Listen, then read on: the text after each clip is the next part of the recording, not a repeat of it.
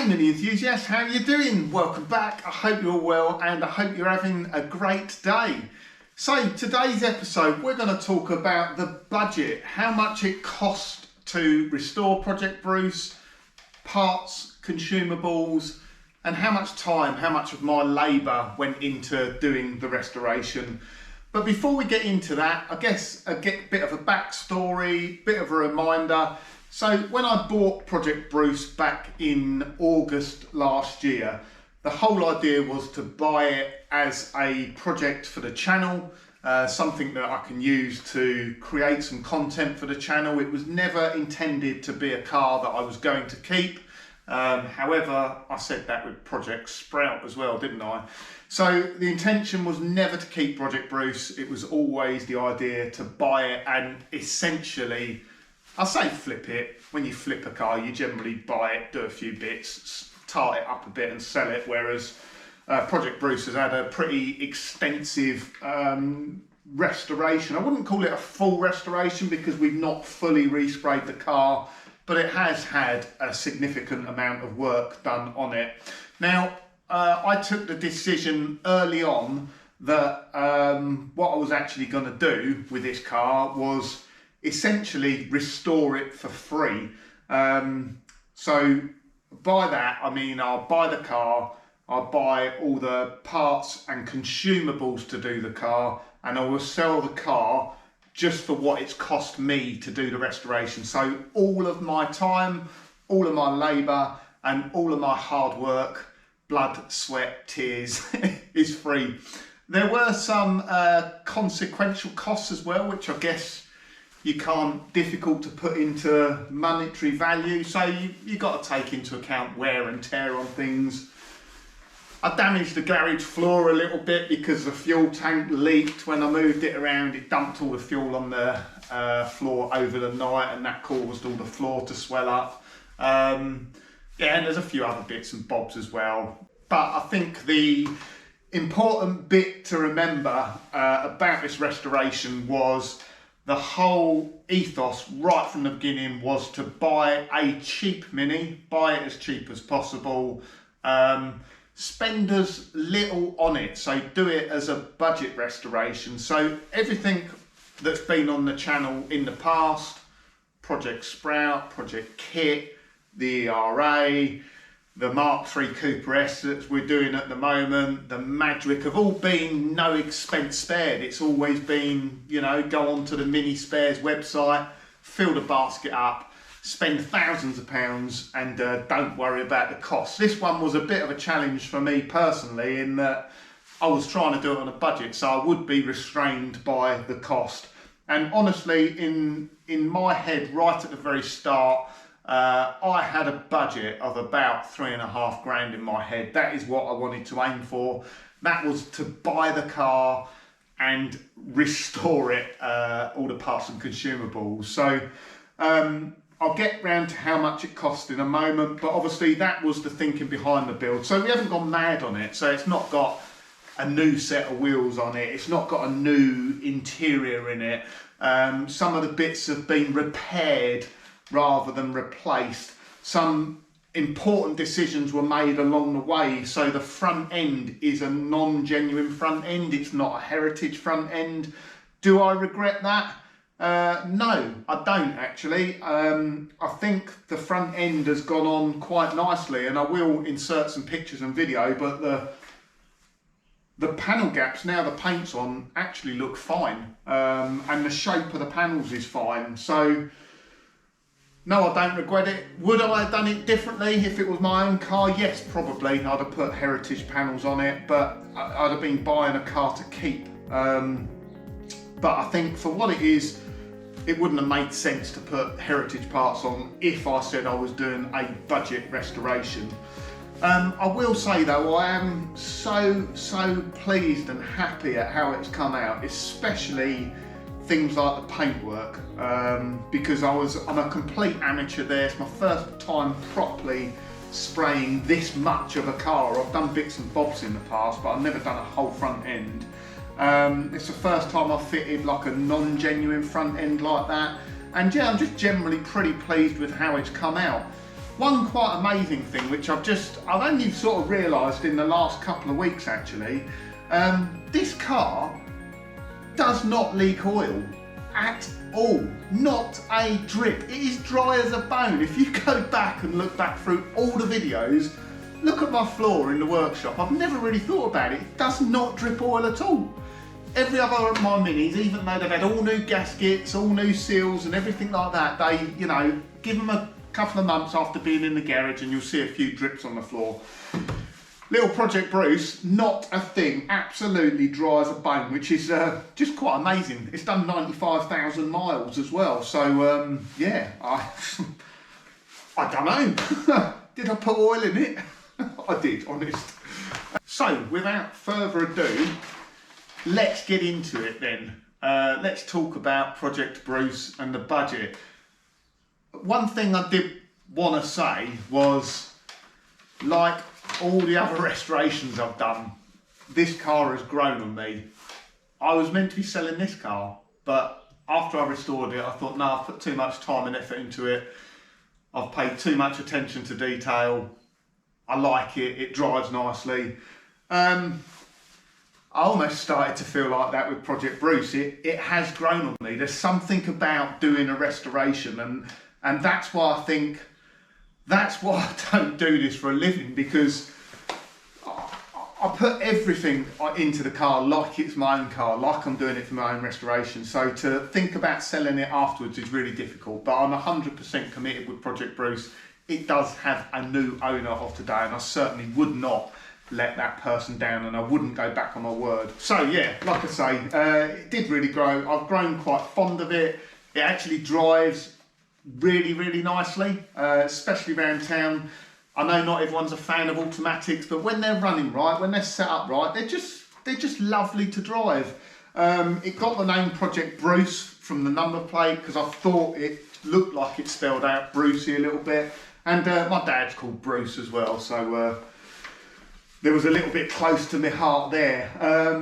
And there are some other really nice things about it. So it's a tax exempt car next year. In fact, just under a year's time. It's 39 years old at the moment. It'll be 40 years old next year. So that'll be tax exempt. I think that really helps to add some value to the car, doesn't it? Because it just makes it cheaper to run, cheaper to maintain, or cheaper to keep on the road. So before we get into it, I bought the car for £1,900. That's the price I agreed for the car. I paid the guy £100 to deliver it from Kent to deliver it from Kent for me. Originally wanted £2,000. I haggled him down a bit, and then we agreed £2,000 including delivery. So that was a starting point. You guys, having watched in the videos and that sort of thing, get in the comments now. Before I let you know how much I've spent, how much do you think it's worth? What do you think this Mini's worth? Be realistic about it. It's a 1983 Mini City E. It has done 95,000 miles. It's 14 previous owners. It's got nothing in its history to say it's anything special or anything like that. It's just an honest little car now. So like I say, I bought the car back in August last year. I actually bought it earlier than I wanted it. I didn't want it then. So when I first got it, one of the first jobs I'd done, one of the first episodes you'll see, was unseizing the engine. I had not accounted for that at all. I just assumed that the starter motor was stuck, the battery was... when I went and looked at the car, I didn't even try and turn over the engine. I just assumed it was all right, mistakenly. I spoke to the owner and he said when it was parked up last time, it ran fine. And he just, I think he said he thought the starter motor was no good, so he just left it. Well, by the time I got it, unfortunately the engine was seized. And it was proper seized as well. If you watch the video, it was not easy. That was really a bit touch and go, whether one, it was going to unseize, and then two, whether it was going to be okay afterwards, because you can get things like broken rings and things like that when it's seized. It can also line or damage the bores, and you can get smoking, excessive oil consumption. But fingers crossed, I will have done over 300 miles in this car now, and it gets the odd puff of blue smoke, not much really, but it's done 95,000 miles. So I unseized the engine, we put a new fuel tank in it, we got it running. I then I purchased a brand new battery for it. I put that on, it was 40 quid for the battery. As we got later into the restoration, I thought to myself, that's actually a bit of a weight, 40 quid, I'm trying to do it on a budget. And I had a battery that come off one of the other Minis, so I actually swapped them over. I put one of the batteries that had come off, I think it was off Sprout, and I put them into Bruce, and I put the brand new battery on Sprout. It saves 40 quid on the overall cost, and yeah, right or wrong, I don't know, I was just trying to save money at the time. With the car, I had some clear rear light lenses on the back, they're called dual lenses. I saw them, I thought they're pretty rare, might be able to get back some money back there. I sold them for £70 and 20 pence on eBay. That was £70, 20 pence less the seller fees and that sort of thing. So I got £70 and 20 pence back. So that went into the budget basically as a positive amount of money. What did we do then? I then didn't really touch it for a couple of months really. I then got into October, I decided to do the head gasket on the car. So we've done the head gasket, we found a bit of damage on the block, so I used a composite head gasket, and like I say, fingers crossed, I've done 300 miles now. It seems absolutely fine, there's no pressurising, doesn't lose water, doesn't smoke. Seems fine. So we've done the head gasket, gave the head a bit of an overhaul, lapped in all the valves, done the valve guide oil seals, put a new set of spark plugs in it, and then again I left it for another month. The actual restoration didn't really start on the car until midway through November, so it sat up the side of my garage for a while, just looking a bit sorry for itself. That's then when we got really into it and really stuck in and started. The biggest sort of purchase of the whole lot of this was the front end. So it was wings, A-panels, wings, A-panels, front panel, and we also purchased seals, choke cable, points and condenser, the offside front floor pan, I forgot to mention, we've done that as well. That was the biggest one-off purchase from Bull Motive on here, come to £372.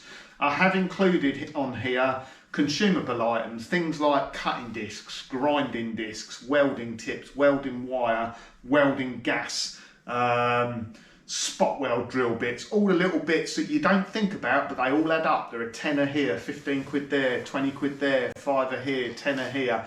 You can easily get £300-400 just on bits and bobs like that in a restoration. Masking tape, masking paper, or brake clean, all stuff like that. What I have done with all of that stuff is I've halved the price, because a lot of the times I bought 20 cutting discs, I used 12. I bought a pack of 10 flat discs, I used 5. I bought 2 gas bottles, I've still got half a bottle left, mid-gas. So half the price of all the consumables, which I think is fair. I've still got some stuff left over, and I'm not passing on excessive cost to the new buyer. So November we really kicked off, and through November and December I was pretty much working on it one day at the weekend and a few evenings during the week. As we got into December and over Christmas, you might have noticed in the videos I really started ramping things up a little bit. I've had a change in work, and I was going to be off work, or I am off work for a period of time. So I didn't want to spend all my time off work restoring the car. So I really sort of pulled my finger out over Christmas, got quite a lot done.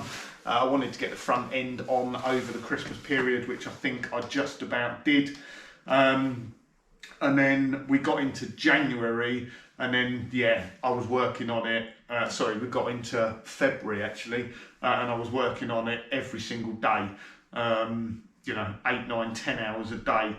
So that moves things along very, very swiftly. I think if I look at timeline wise, I properly started the restoration mid-November, and I finished it mid to late February. So pretty much 3 months for a restoration is not bad at all, is it? And that wasn't totally full. In fact, that was only 3 weeks full-time working on it. The rest of the time I was just still sort of part-time and doing it in my spare time. Second biggest expense on there was the decision to put a brand new subframe in the back. I just couldn't find a good quality second-hand one. Any second-hand one I did find was either rusted, broken bolts, bent, didn't look very nice. And I thought, you know, that was a difficult decision because the rear subframe was 270 quid, I think. Not as expensive as a Heritage one, which are up over 500 quid now. We had some unknown expenses like the battery cable, that was another 40 quid.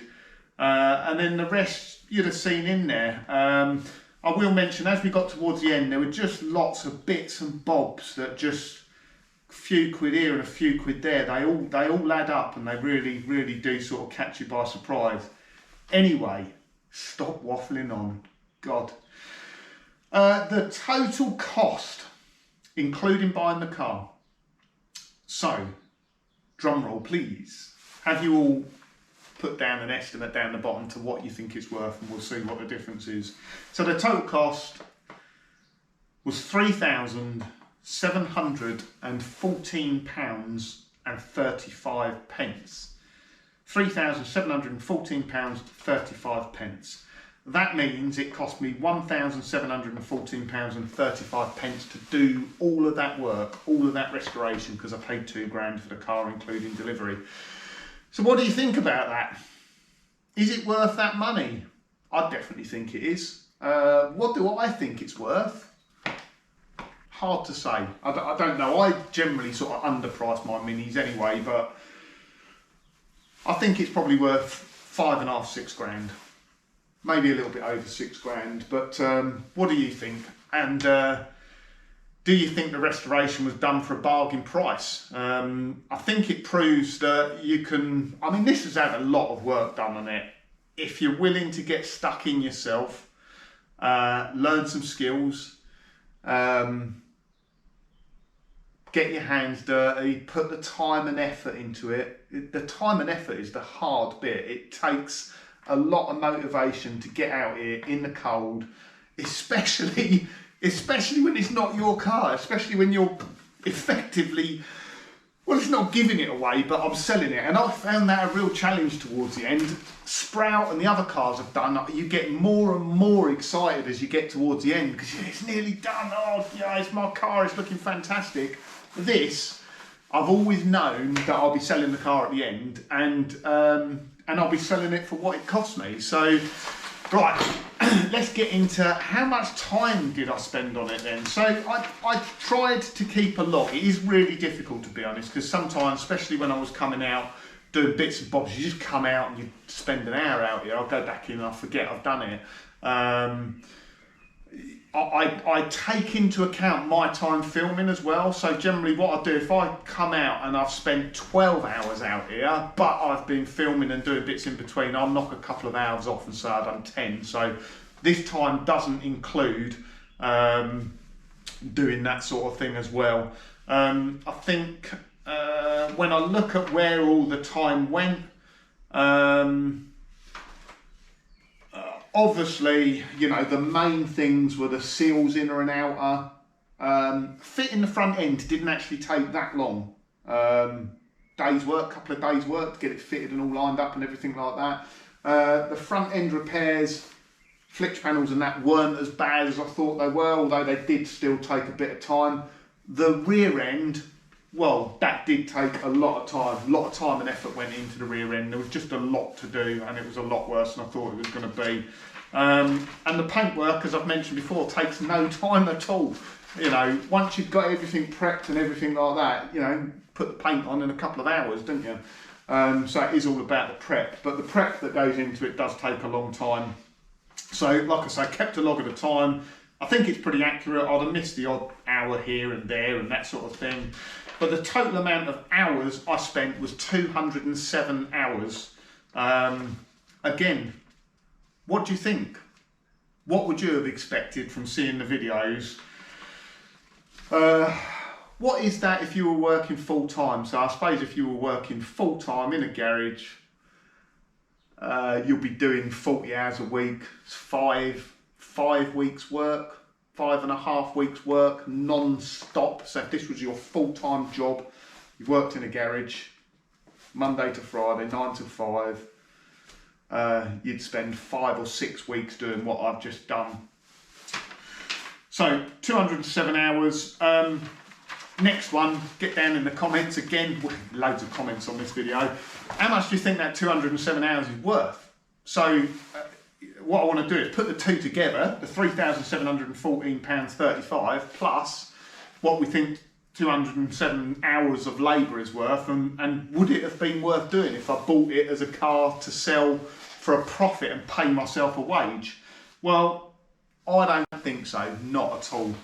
Because 207 hours at 30 quid an hour, which is cheap, I don't think you'll get any professional body shop garage to be doing £30 of an hour, including VAT if they're VAT registered.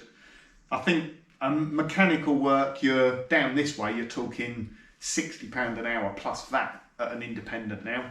At a specialist, a classic car restorer or something like that, I'm not sure what they charge, might be a little bit more, might be a little bit less. I think if you were going to get someone to do it for 30 quid an hour, it'd be mates rates, and you'd, I don't know, you know, someone retired or something like that. So at 30 quid an hour, that's 6,210 quid. So that would put the restoration and buying the car at £9,924. £9,900. Is the car worth 10 grand? No, I don't think it is. I might be wrong.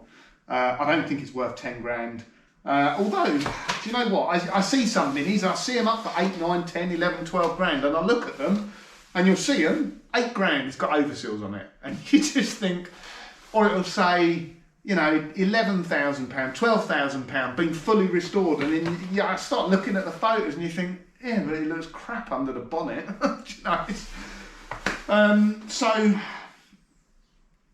yeah, if you were doing this as a living, I don't think it's worth doing. I think, and it's because of the type of Mini it is. If it was something like this, maybe there's a profit in doing something like that. Because it's a Cooper, because it attracts more money, it's more valuable in the long term. This is just a Mini City 1000E it's low mileage for the year, but it's still done 95,000 miles. It's not like Project TARDIS, which has only done 12,000 miles. It's got something about it which makes it worth a bit more money. So there we go.